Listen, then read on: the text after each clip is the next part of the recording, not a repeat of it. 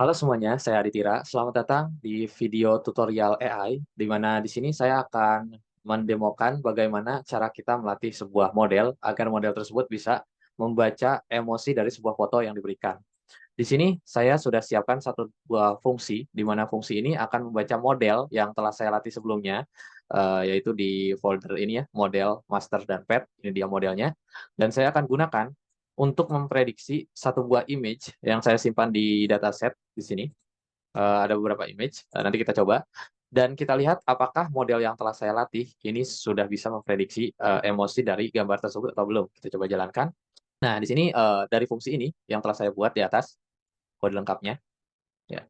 Di sini fungsi tersebut akan menggunakan model yang diberikan dan menebak image yang diberikan, emosinya. Apakah emosinya itu anger, contempt, disgust, dan lain-lain, sesuai dengan data pelatihan yang saya gunakan sebelumnya.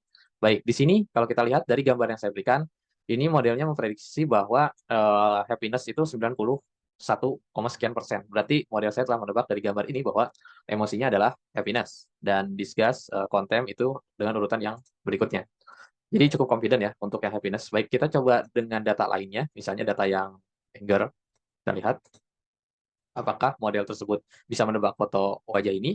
Dan ya, hasilnya ini dia, bahwa model tersebut memprediksi bahwa foto ini memiliki emosi anger atau marah gitu ya, dengan 88, sekian persen confident.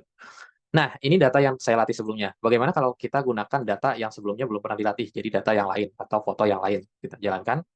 Ini menggunakan foto saya sendiri. Ini data bukan data pelatihan, tapi data yang lain. Kalau kita lihat, nah model tersebut telah berhasil memprediksi bahwa foto ini yaitu happy dengan 97, sekian persen confidence. Nah, gimana cara model ini melakukannya? Nah, ini tentunya tidak di coding secara langsung pelatihan, melainkan melalui beberapa proses pelatihan. Caranya gimana? Di sini saya akan membahas satu persatu, di mana kita akan mulai dari instalasi, apa aja yang harus diinstal, kita coba inisialisasi modelnya yang akan kita latih, dan lalu berikutnya kita akan prepare dataset untuk pelatihan dari model tersebut. Terakhir, ini adalah fase yang penting, yaitu training and validation phase, di mana disinilah kita akan mulai melatih model tersebut, dari mulai training dan validasi ketepatan atau akurasi dari trainingnya. Lalu kita akan visualisasi bagaimana hasil trainingnya, apakah sudah oke atau belum berdasarkan grafik gitu ya. Terakhir kita save modelnya agar kita bisa gunakan di lain waktu. Nah, kita mulai dari instalasi. Apa aja sih yang harus diinstal? Yang harus diinstal cukup simpel ya teman-teman. Kita akan gunakan PyTorch. Jadi kita harus install Torch, Torch Vision, NumPy, Matplotlib, Torch Summary sama TorchViz ini untuk visualisasi. Jadi silakan boleh diinstal. Lalu kita akan coba inisialisasi model. Nah, pertama model ini yaitu tipenya adalah CNN, yaitu Convolutional Neural Network. Di mana ini adalah tipe deep learning yang biasa digunakan untuk pelatihan model image processing. Lalu di sini saya akan menggunakan PyTorch, salah satu environment programming untuk AI ya, artificial intelligence, di mana ini di-develop oleh Facebook. Nah, cara kerja training ini seperti ini, teman-teman, kurang lebih cara kerja training neural network. Nanti kita akan berikan satu image dan kita minta beberapa image. Nanti kita minta dia predict. Image tersebut akan dipecah menjadi features, lalu dia akan diberikan ke network hidden untuk dianalisa sehingga akan menghasilkan sebuah output kesimpulan. Nah, caranya gimana? Di sini saya langsung buat satu buah ya untuk visualisasi model yang diberikan nanti saya akan gunakan model summary.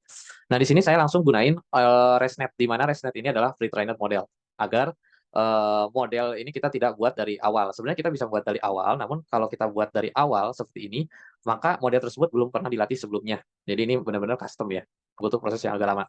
Agar prosesnya ini bisa cepat dan optimal, maka saya gunakan pre-trained model yaitu ResNet atau residual network, di mana ResNet ini telah dilatih sebelumnya dengan data-data image yang sangat banyak sekali dan dikategorikan dengan kelas-kelas secara global. Dia ada 1000 kelas. Jadi si ResNet ini menebak kategori-kategori image berdasarkan data ini. Nah, dan untuk ResNet teman-teman bisa kunjungin aja halaman webnya di sini. Teman-teman bisa coba ini ya, cara penggunaan ResNet itu seperti apa gitu. Oke, tapi di sini saya tidak akan mencoba-coba ini, saya langsung aja akan initiate atau inisialisasi modelnya. Cara inisialisasinya seperti ini, saya gunakan Torvision model, lalu saya import ResNet pre-trained-nya. Gitu. Jadi saya akan dapat model dari pre-trained. Nah, kalau udah keload seperti ini tampilannya.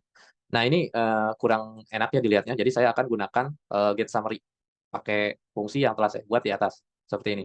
Jadi saya panggil summary, lalu saya tampilkan secara table gitu ya. Oke, kita buka. Nah, hasilnya seperti ini. Kalau kita lihat ResNet itu dia punya 18 layer, gitu ya, dengan terdiri dari layer-layer di dalamnya seperti ini. Dan kalau kita lihat outputnya itu adalah 1000 layer linear. Sedangkan data yang saya akan latih tidak sebanyak ini, teman-teman. Jadi untuk mengubahnya, saya ubah menjadi 8 layer output karena saya hanya punya dataset cuma 8 kategori kelas. Ya, kalau kita gunakan ini dan ya ini udah jalan, lalu kita summary lagi, maka layer yang terakhir itu jadi outputnya 8. Nah, berarti model kita siap untuk dilatih dengan data-data yang baru, gitu. Oke, untuk inisialisasi model seperti ini, cukup simple. Sekarang kita masuk ke preparation dataset. Nah, dataset yang saya akan gunakan model yang saya download dari Hugging Face. Sini download aja dan ada beberapa kategori image yang saya akan latih ada 8, ada anger, contempt sampai surprise. Di sini saya akan latih menggunakan data-data berikut. Jadi caranya gimana? Caranya yang pertama itu kita harus konfigurasi dulu. Jadi saya konfigurasi dulu image-nya. Jadi ada dua konfigurasi untuk konfigurasi training sama konfigurasi validation. Untuk yang training saya tambahkan random flip agar di model tersebut bisa berlatih dari berbagai sudut foto. Itu biasa disebut augmentasi. Dan selebihnya ini normalisasi aja untuk kebutuhan model ResNet. Jadi dia butuh channel 3 gitu ya kalau ResNet dan dibikin hitam putih, lalu di resize, lalu di transform menjadi tensor gambarnya, lalu di normalize. Kalau yang validation juga sama, bedanya tidak ada augmentasi seperti ini. Nah, kita jalankan. Lalu, ya ini nggak ada apa-apa ya, isinya hanya konfigurasi aja seperti ini. Konfigurasi, kalau saya print juga seperti ini. Namun, saya akan coba tes ya, menggunakan satu foto yang telah saya download dari Kaggle. Saya simpan di dataset folder, terus di folder Kaggle. Nah, di sini saya udah download dan saya simpan foto-fotonya di sini. Lalu saya akan coba buka satu foto ini di Happiness. Lalu saya tampilkan menggunakan konfigurasi dari data transform yang telah saya set sebelumnya. Kalau kita lihat, nah, di sini foto yang saya ambil itu originalnya seperti ini. Kalau udah ditransform, ini seperti ini. Nah, kalau udah seperti ini bisa dibaca oleh model nantinya. Gitu. Nah, sekarang untuk data loader, kita juga harus menyiapkan data loader agar bisa dibaca oleh modelnya. Karena model itu tidak bisa membaca image seperti ini, melainkan nanti bentuknya angka-angka atau tensor, bisa kita sebut. Nah, konfigurasinya seperti ini, kita jalankan. Dan untuk validation juga sama ya, seperti ini. Dan saya simpan di satu variabel namanya data loader agar nanti mudah diakses ya. Jadi ya ini isinya segini aja, tidak ada apa-apa. Nah, setelah kita sudah siapkan data loader, berarti kita udah siap untuk nge-training. Nah, ini adalah fase yang paling penting di sesi ini, di mana kita akan mulai melatih modelnya. Pertama, kita harus deklarasi dulu model device yang akan kita gunakan dan function-nya. Di sini saya akan gunakan GPU ya, karena PyTorch itu biasanya menggunakan GPU. Saya coba akses GPU default saya, tapi kalau tidak ada, saya akan gunakan CPU, gitu ya. Lalu modelnya kita assign ke device tersebut. Nah, untuk loss function-nya saya gunakan cross entropy loss, di mana nanti kita akan dengan fungsi ini kita akan menghitung loss atau kesalahan dari prediksi pada saat training. Ya, kita jalankan. Nah, di sini udah berhasil ngakses GPU ya, berarti GPU saya udah available. Nah, sekarang di sini kita lanjut ke optimizer sama learning rate scheduler. Nah, di sini penting untuk set optimizer agar proses training ini kita bisa lebih optimal gitu ya. Kita akses menggunakan Optim Adam. Ini salah satu optimizer yang sering digunakan untuk training CNN. Dan terakhir itu expire scheduler agar proses dari trainingnya bisa lebih optimal lagi. Ini expired learning scheduler gitu untuk mencegah overfitting nantinya. Baik, di sini saya coba jalankan seperti ini aja hasilnya untuk yang konfigurasi dari optimizer sama learning rate. Lalu di sini saya buat satu buah oh ya ini bukan apa-apa. Kita lanjut ke membuat fungsi train one epoch. Jadi di sini saya akan membuat fungsi untuk melatih model ya. Di mana model pelatihan itu akan ada dua tipe gitu ya. Jadi maju dan mundur, forward dan backward. Nah, di sini fungsinya seperti ini, cara manggilnya. Jadi, saya buat fungsi namanya train one epoch, di mana saya akan mengirimkan variabel-variabel yang telah saya buat sebelumnya di atas. Saya kirimkan dan akan dibaca oleh fungsi ini. Nah, fungsi ini akan melatih model tersebut. Yang pertama, model diubah menjadi train mode. Lalu di sini kita looping data loader atau dataset yang telah di-load sebelumnya. Nah, bentuk datasetnya ini kita punya berapa ya tadi? Oh, jumlah datasetnya. Kita lihat di visualisasi di sini. Saya coba visualisasikan. Nah, ini dia. Dengan menggunakan Matplotlib, saya akan menghitung ya berapa sih image yang saya akan gunakan untuk training. Nah, di sini kalau kita lihat, saya punya label dari anger sampai surprise dengan jumlah image-nya. Ada 890, untuk yang happiness ini paling banyak ya, 1406. Nah, jadi di sini pada saat di-train, saya akan looping seluruh data load, ya data loader ini akan bentuknya tensor ya, bukan gambar lagi, agar bisa dibaca oleh modelnya nantinya, model ini. Nah, setelah itu, saya akan ekstrak input, merepresentasikan fotonya dan labels, merepresentasikan, emotion-nya. Nah, di sini, baru mulai proses untuk training-nya gitu ya. Jadi di-input modelnya, terus dipredik, hasil prediknya dihitung, selisihnya dari, output aslinya atau label aslinya. Berapa persen sih selisihnya gitu ya. Maka setelah itu kita akan dapat loss-nya berapa. Dan juga kita akan hitung prediksinya, berapa sih foto yang telah berhasil diprediksi gitu. Nah, di sini, ya saya akan langsung aja, untuk validasi juga sama ya, untuk validasi, ini fungsi dalam, setelah di-train kita harus validasi model tersebut apakah sudah berlatih dengan baik atau belum. Jadi kita ubah model yang akan dikirim ke validation one epoch ini menjadi, eval. Nah, ini sama ya seperti training, bedanya, untuk gradient-nya ini jadi false, kalau yang di-train jadi true. Karena proses training ini, untuk gradient-nya bakal di-update selama proses backward. Jadi kalau ada yang, miss, dia bakal di-update gradient-nya, makanya ada proses backward seperti ini. Tapi untuk validate itu nggak perlu. Kita dapetin juga loss sama, akurasinya juga, seperti ini.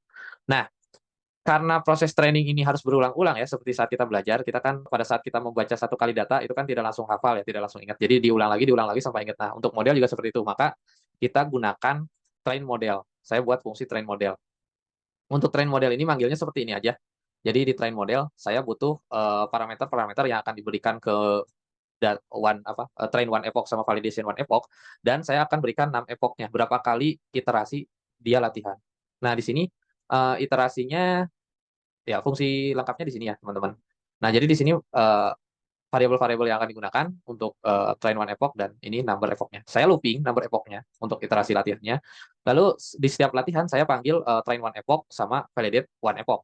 Jadi dilatih dulu, saya dapetin, ininya, kesimpulannya. Setiap kali dilatih, saya dapat epoch loss sama epoch akurasinya. Lalu, saya ini ya, print seperti ini. Lalu saya akan append log-nya. Nah, ini gunanya buat apa? Jadi di sini akan menampung, train loss sama train akurasinya berapa, sama validation loss sama validation akurasinya berapa dalam bentuk array seperti ini. Jadi nanti kita bisa visualisasikan hasil training-nya. Nah, ini ya sama ya polanya. Jadi ini intinya training phase memanggil train epoch dan ini validation phase memanggil validation epoch. Nah, setelah itu saya akan simpan base, modelnya. Base model saya akan simpan berdasarkan base akurasi yang paling bagus. Jadi kalau tidak ada penaikan akurasi, maka saya tidak akan simpan gitu di fase ini. Nah, lalu saya akan print hasil akurasi dari keseluruhan trainingnya, lalu saya akan simpan, base modelnya, lalu saya kembalikan. Sehingga fungsi ini akan mengembalikan model yang telah dilatih dengan akurasi yang paling bagus, gitu ya. Jadi ini bisa menghindari overfitting atau underfitting. Jadi proses trainingnya bisa lebih bagus, gitu ya. Baik, di sini saya akan coba 25 epoch, kita running. Nah, ini prosesnya cukup lama, jadi saya akan skip videonya. Oke, ini proses trainingnya sudah berjalan, dan kalau kita lihat lognya ya, pada setiap kali, iterasi training, ini kita dapat loss-nya berapa dan, kita dapat akurasinya juga berapa. Kalau loss-nya semakin turun itu semakin bagus ya, kalau kita lihat memang loss-nya semakin turun nih ke bawah, dan kalau akurasinya semakin naik itu semakin bagus proses training kita. Nah, ini karena ada 25 epoch dan saya baru sampai ke 9 epoch, berarti ini total ada 10 epoch. Jadi, saya coba hentikan saja dan kita bisa lihat hasilnya. Nanti hasilnya, untuk yang sebelumnya kurang lebih seperti ini ya visualisasinya. Nah, seperti ini. Jadi, hasil training grafiknya itu akan seperti ini teman-teman, kalau ada, 50, epoch. Jadi untuk training-nya, training sama validation-nya, loss-nya kita kalau semakin turun kayak gini, ini semakin bagus, gitu, untuk training dan validation-nya. Dan untuk, akurasi, untuk train loss-nya kalau semakin naik, itu semakin bagus. Nah, maka proses, pelatihan dari model kita telah berjalan dengan optimal, gitu ya.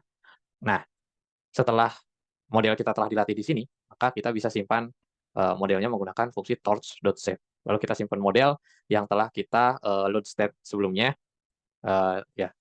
Lalu kita arahkan ke folder mana kita akan menyimpan model tersebut. Nah, misalnya kita simpan di model, slash PyTorch slash eee, emotion underscore model underscore PyTorch.